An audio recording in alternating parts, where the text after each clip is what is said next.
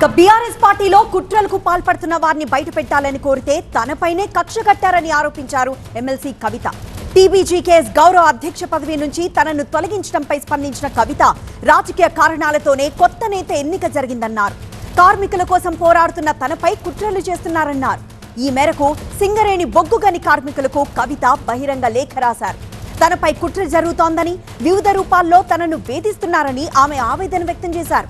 ఇటీవలే తాను అమెరికా పర్యటనలో ఉండగా లేఖను బయటపెట్టారని, ప్రస్తుతం కూడా తాను అమెరికాలో ఉన్న సమయంలోనే కార్మిక చట్టాలకు విరుద్ధంగా పార్టీ ఆఫీసులో టీబీజీకే సమావేశం నిర్వహించారని ఆరోపించారు. మరోవైపు కవితను ఈ పదవి నుంచి తప్పించడంపై ఆమె అనుచరులు ఆగ్రహం వ్యక్తం చేస్తున్నారు.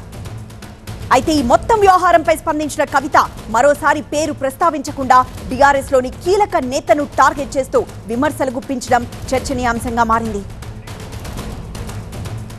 మరింత సమాచారం మా ప్రతినిధి రాకేష్ అందిస్తారు. రాకేష్, నిజంగానే టీబీజీకేఎస్ అధ్యక్ష పదవి నుంచి అనూహ్యంగా ఎందుకు తొలగించారు కవితని? అలానే కవిత చెబుతున్నట్లుగా తాను విదేశాల్లో ఉండగానే ఇలాంటి సంఘటనలు ఎందుకు జరుగుతున్నాయి? బీఆర్ఎస్ ఏమైనా స్పందించే అవకాశం ఉందా?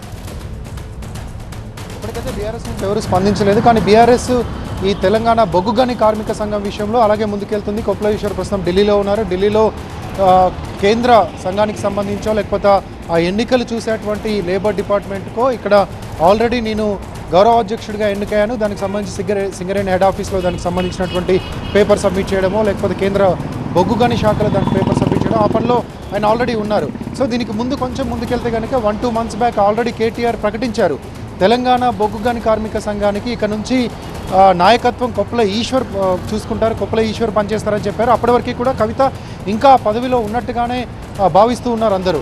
కానీ కొన్ని రోజుల ముందు తెలంగాణ జాగృతి తరపు నుంచి తెలంగాణ జాగృతి సింగరేణి జాగృతి పేరుతో ఒక శాఖను ఏర్పాటు చేసింది.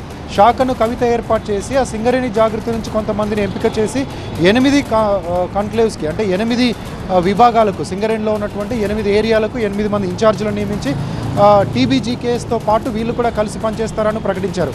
అప్పుడే పార్టీలో చర్చ జరిగింది. ఆల్రెడీ పార్టీకి ఒక సింగరేణికి సంబంధించినటువంటి విభాగం ఉన్నప్పుడు ఇంకొక విభాగం ఏర్పాటు చేయాల్సిన అవసరం ఏముంది? జాగృతే తెలంగాణ రాష్ట్ర సమితిగా ఉన్నప్పుడు తెలంగాణ రాష్ట్ర సమితికి ఒక అదనపు విభాగంగా ఏర్పడ్డది. అలాంటప్పుడు అక్కడి నుంచి మళ్ళీ ఇంకొక సబ్ డివిజన్ ఏర్పాటు చేసి మళ్ళీ రంగంలోకి దింపడం ఏంటి అని పార్టీలో ఒక చర్చ జరిగింది.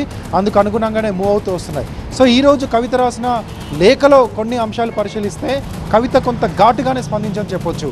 ఇది సాంకేతికంగా తప్పు అని చెప్తూనే కొప్పుల ఈశ్వర్ కొత్తగా ఎన్నికైనటువంటి గౌరవాధ్యక్షులు కొప్పుల ఈశ్వర్కి శుభాకాంక్షలు చెప్పారు. దాంతోపాటు ఈ 10 ఏళ్ళుగా నేను చేసిన పనిని ఇది అంటూ చెప్పుకొచ్చారు.